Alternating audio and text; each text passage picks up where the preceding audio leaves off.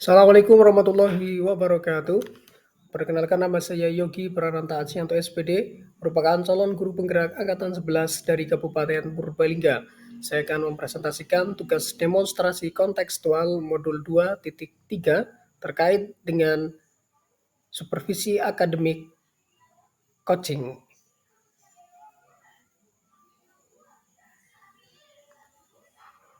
Selanjutnya, saya akan memperkenalkan simulasi dari praktek supervisi. Yang pertama adalah sebagai supervisor, yaitu saya, yaitu Yogi Prananta Asianto. Dan yang kedua adalah coach, yaitu Bapak Irfan Nisai, SPDI. Kemudian yang ketiga ada coachi, yaitu Ibu Lailatul Azizah, SPD. Assalamualaikum warahmatullahi wabarakatuh. Perkenalkan, kami dari kelas 11.377 merupakan calon guru penggerak Angkatan 11 dari Kabupaten Purbalingga. Kami akan mempraktekkan yaitu demonstrasi kontekstual modul 2.3 terkait dengan coaching. Dan saya akan bertugas sebagai supervisor. Saya Lailatul Azizah akan bertugas sebagai coachi. Saya Irfan Nisai akan bertugas sebagai coach. Semoga apa yang nanti kami peragakan bisa bermanfaat. Terima kasih. Wassalamualaikum warahmatullahi wabarakatuh. Oke, assalamualaikum. Waalaikumsalam. Sehat Pak Yogi? Alhamdulillah. Bagaimana keluarga, sehat Pak Irfan? Alhamdulillah. Kemarin pas weekend ke Magelang pada sehat semuanya. Amin amin. Oke. Ini semoga keluarga sehat semua, nggih Pak Irfan. Oke, alhamdulillah. Mohon maaf Pak Irfan mengganggu waktunya terkait dengan rencana Pak Irfan akan melaksanakan coaching hari ini. Iya betul. Nah, sebelum melaksanakan coaching, ada beberapa hal yang ingin saya sampaikan sebagai bentuk penguatan terhadap segala sesuatu yang sudah direncanakan oleh Pak Irfan.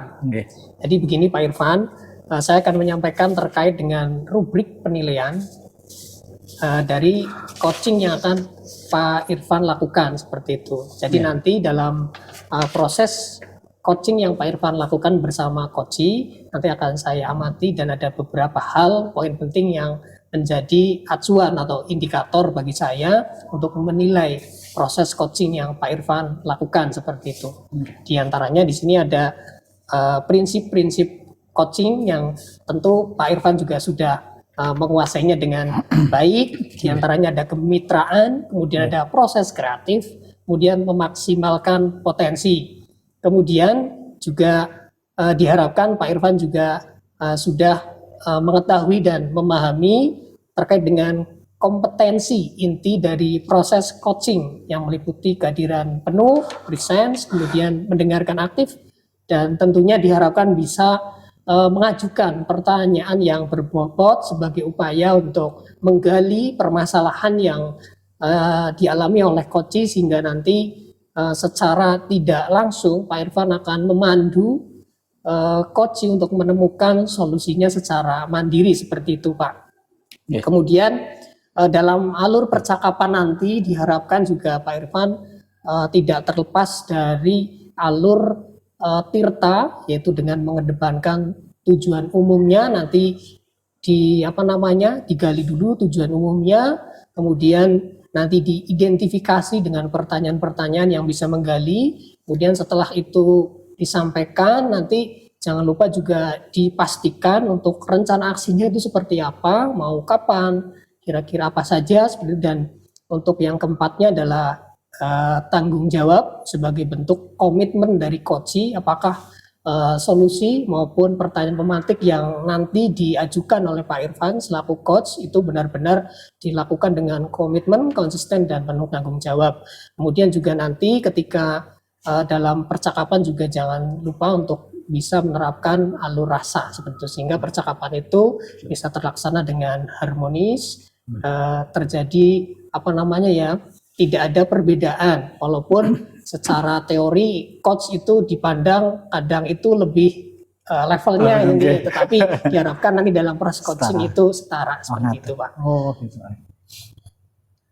Tapi itu Pak Irfan. Insya Allah siap.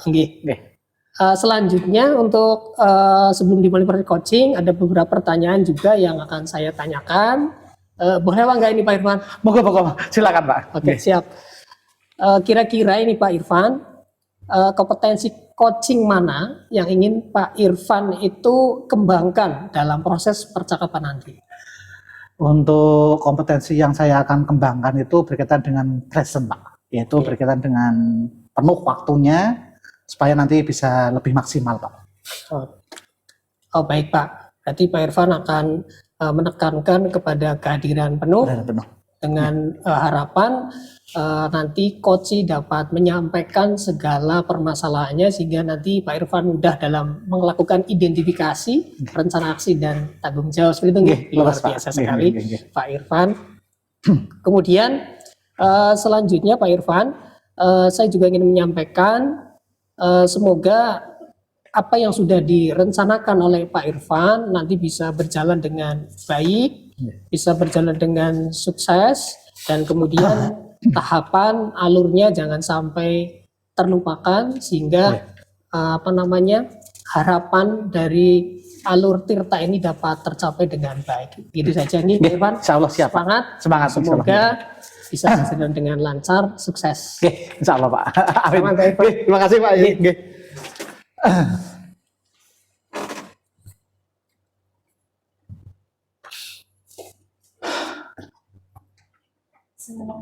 Waalaikumsalam warahmatullahi wabarakatuh.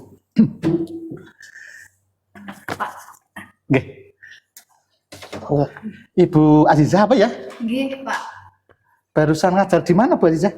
Saya baru saja ngajar di kelas 11-2, Pak. Oh, 11-2. Oh, yang di pojok itu ya, Bu? Nggih. Gimana? Anak-anak pada sehat, Pak? Alhamdulillah sehat, Pak. Nggih.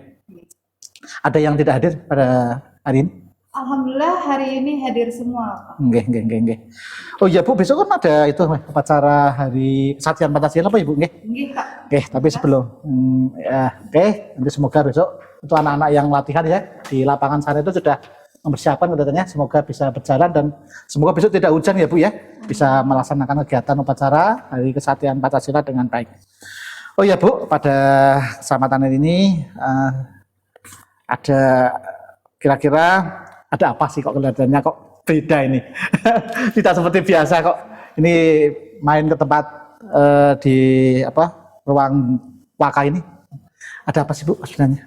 Jadi sebenarnya di sini saya ingin cerita ini Pak. Oh, oke. Di kelas itu di mana saya mengajar, siswanya itu masih banyak yang kurang aktif Pak. Jadi masih banyak yang ngobrol sendiri atau bahkan saat diskusi kelompok itu mainan sendiri, tidak ikut berkontribusi dalam kelompok seperti itu. Oh iya. Apakah ini di dalam pelajaran Bu Azizah saja atau di pelajaran-pelajarannya yang lain kayak gitu di kelas Ibu yang tadi sampaikan itu? Kalau saya tanya ke teman-teman sih ada yang seperti itu juga, tapi ada teman yang saat mengajar di kelas tersebut itu aman-aman saja, Pak. Ya, setelah dianalisa mungkin ya Bu, kan beda Bu, kalau Anda ngajar di IPA dan IPS kan beda ya. Pengamatan Ibu Azizah, apakah ada penyebab tersendiri berkaitan dengan kurang keseriusan dalam pembelajaran di kelas Ibu yang tadi ajar itu Bu? Mungkin itu semua kesalahan saya sendiri sih Pak, terkait dengan pemilihan media atau gaya belajar yang saya sediakan untuk mereka seperti itu Pak. Dan mungkin strategi pembelajarannya yang kurang cocok untuk gaya belajar mereka di kelas tersebut itu Pak. Oke, baik Bu. Dari permasalahan tersebut, kondisi ideal apa sih yang ingin Ibu Azizah inginkan terkait murid-murid yang punya masalah susah untuk fokus dalam kegiatan belajar mengajar di kelas itu, Bu? Yang idealnya menurut saya nih, ketika anak-anak itu bisa fokus, kemudian saat diskusi kelompok mereka semua aktif, berkontribusi, terus di materi yang saya sampaikan pun pada tujuan pembelajaran hari tersebut anak-anak bisa paham dengan apa yang mereka pelajari seperti itu, Pak. Kalau ketika mereka tidak fokus kan mereka akhirnya tidak paham. Beberapa saja yang paham. Gitu. Ya. Oke. Dari kondisi sekarang, dari skala 1 sampai 10, kira-kira kondisi yang sekarang Ibu Azizah level berapa dari skala 1 sampai 100 ini? Kalau level 1 sampai 100 paling saya masih di level 60, Pak, menurut saya. Karena masih banyak sekali kekurangan di mana masih sekitar 50% di kelas tersebut itu anak-anak kurang fokus seperti itu dan kurang berkontribusi dalam kelompok. Itu satu kelas itu laki-lakinya banyak atau gimana Bu? Atau dominan laki-laki atau gimana Bu yang di? Kebetulan di kelas tersebut itu 50%-nya laki-laki, Pak. Jadi kan di mana anak laki-laki ini memang ada gerombolan laki-laki yang circle kayak gitu ya Bu ya. Seperti itu. Terus ada barisan yang memang mereka kalau disuruh diskusi itu lebih suka mainan sendiri dan tidak mau diajak untuk berpikir kritis seperti itu. Padahal di pelajaran saya kan materi kelas 11 itu menulis teks argumentasi, menuntut anak-anak berpikir kritis seperti itu. Apa nganu ya Bu? Apa terjadi circle gitu ya Bu? Ya mereka tidak mau baur dengan teman-teman yang hanya itu saja gitu? Gimana Bu? Di kelas itu? Di kelas tersebut saya sempat tanya ke wali kelasnya, sih tidak terlihat circle-nya, cuma memang tempat duduknya itu yang rajin dengan yang rajin memang Pak. Kayak gitu ya Bu. Ya. Oke, baik Bu. Kira-kira menurut Ibu Azizah apa solusi untuk mengatasi permasalahan tersebut agar anak itu bisa fokus dan bisa belajar dengan baik? Saya berpikir begini Pak, untuk solusinya kan anak-anak di kelas tersebut ada yang rajin sekali, kemudian ada yang memang malas berpikir gimana nih? Intinya untuk di dalam kelompok itu kurang aktif di dalam kelompok. Jadi di sini mungkin strategi pembelajaran saya kan belum tepat, di mana kadang saya hanya mengelompokkannya secara tempat duduk saja, tidak melihat kemampuan anak-anak. Ada yang mampu sekali, ada yang sedang, ada yang kemampuan memahaminya lambat seperti itu kan nih Pak. Seharusnya mungkin saya harus membaurkan mereka menjadi kelompok yang terdiri dari ada yang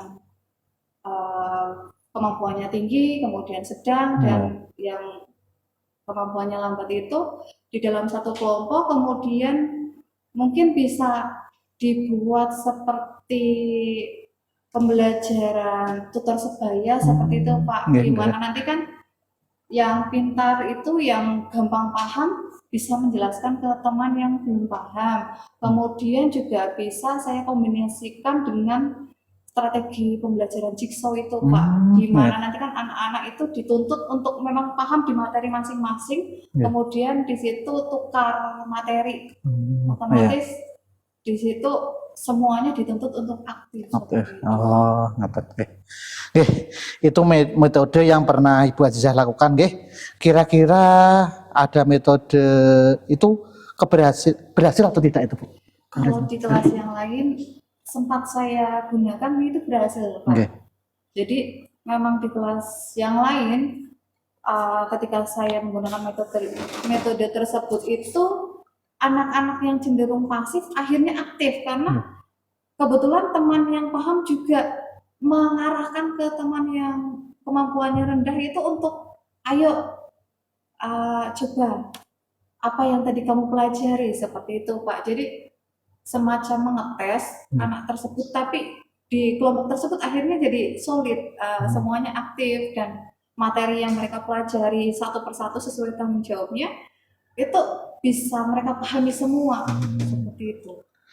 Ya Bu, kira-kira ada metode lain nggak selain itu Ada nggak yang supaya menunjang supaya pembelajaran itu akhirnya berjalan efektif, efisien, terus menyenangkan dan sebagainya? Kira-kira ada metode lain nggak, Bu? Ada Pak. Apa Jadi, itu, Bu? Coba. kalau yang saya pikirkan di kelas ini kan memang kelasnya menurut saya lumayan super nih Pak. Iya.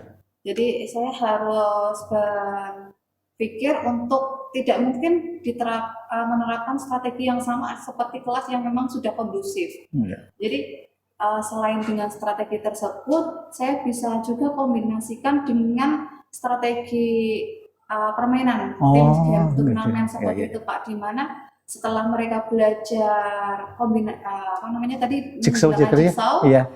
Nanti di akhir mereka akan saya bawa ke dalam permainan antar kelompok seperti itu terkait dengan materi yang telah mereka pelajari dalam kelompok mereka seperti itu. Gitu ya. Baik, Bu Azizah, kira-kira dari skala 1 sampai 10, kira-kira untuk pencapaian kondisi ideal melalui metode yang tadi sampaikan, ada jigsaw atau ada game dan sebagainya itu, kira-kira di angka berapa? Target saya di angka minimal 8. Oh,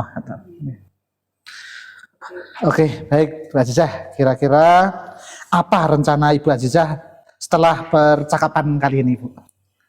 Saya rencananya akan segera menerapkan strategi tersebut di kelas yang tadi saya ceritakan, gitu, Pak, agar pembelajaran yang saya berikan itu bisa mereka pahami dan mereka pun mengikuti pembelajaran dengan antusias seperti itu. Dan semuanya, harapan saya semua anak itu bisa paham dan aktif.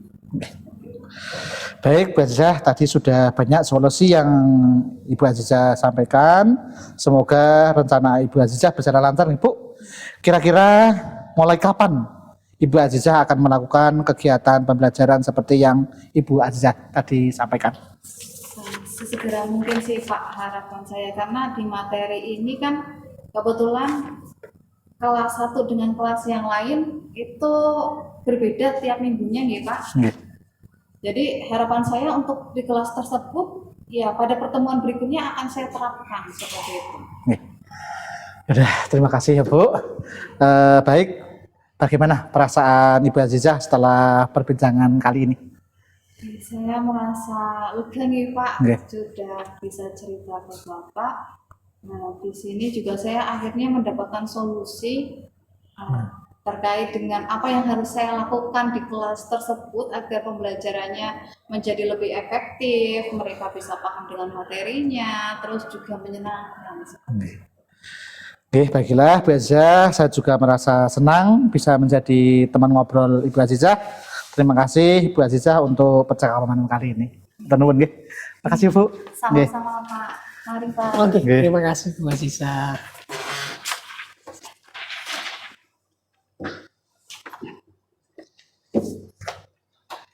Oke, baik Pak Irfan, tadi saya sudah menyimak dan mendengarkan dan melihat proses coaching yang Pak Irfan lakukan. Alhamdulillah bisa berjalan dengan baik dan lancar. Dan saya juga tadi melihat bahwa dalam proses coaching tadi untuk alur tirta dan teknik rasanya sudah terlihat kuat. Dan harapannya adalah ke depan ketika nanti Pak Irfan melakukan aktivitas coaching untuk bisa lebih tingkatkan lagi kekuatan yang sudah dimiliki Pak Irfan, sehingga dalam proses coaching selanjutnya dapat berjalan dengan lebih baik dan tentunya akan memberikan dampak yang positif terhadap rekan-rekan yang membutuhkan bantuan dari Pak Irfan sebagai rekan sejawat maupun sebagai coach, seperti itu Pak. Kemudian selanjutnya begini Pak, tadi kan saya juga sudah menyampaikan ya tadi secara sepintas seperti itu nggih. Apa yang sudah Bapak lakukan tadi saat melakukan coaching itu apa saja Pak? Hal-hal yang tadi saya lakukan berkaitan dengan coach tadi, yaitu bagaimana saya dapat menentukan rencana atau solusi untuk mengantisipasi permasalahan yang dihadapi oleh coach tadi, Bu Azizah tadi. Saya kira itu Pak. Oke. Begini Pak, selanjutnya menurut Bapak itu apa yang menjadi indikator dari keberhasilan atau ketercapaian dari proses coaching yang tadi Bapak lakukan bersama coaching?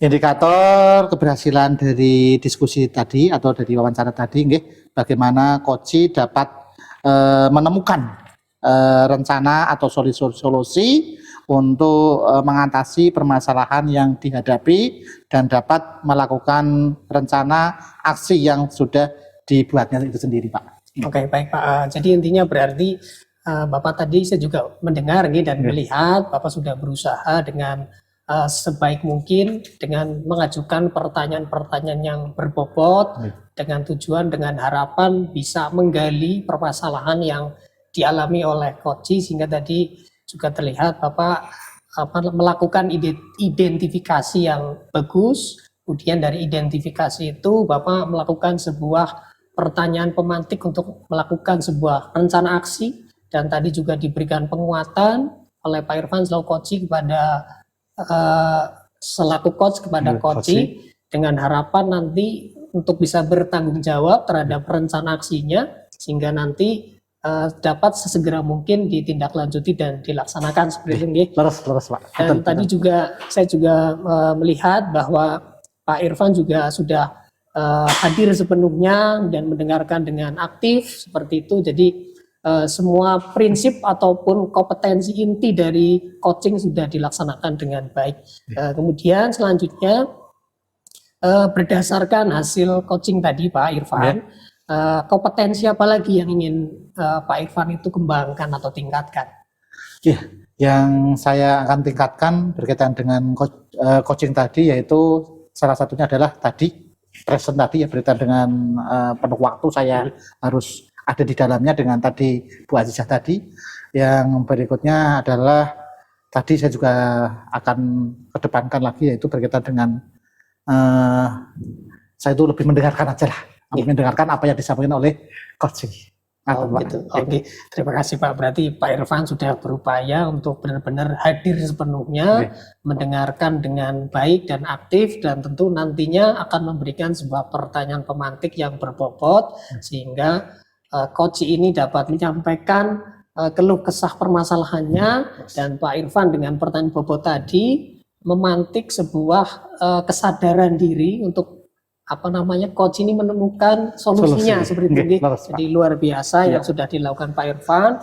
Semoga kedepannya Pak Irfan dapat melakukannya lebih baik lagi. Saya memberikan apresiasi yang luar biasa.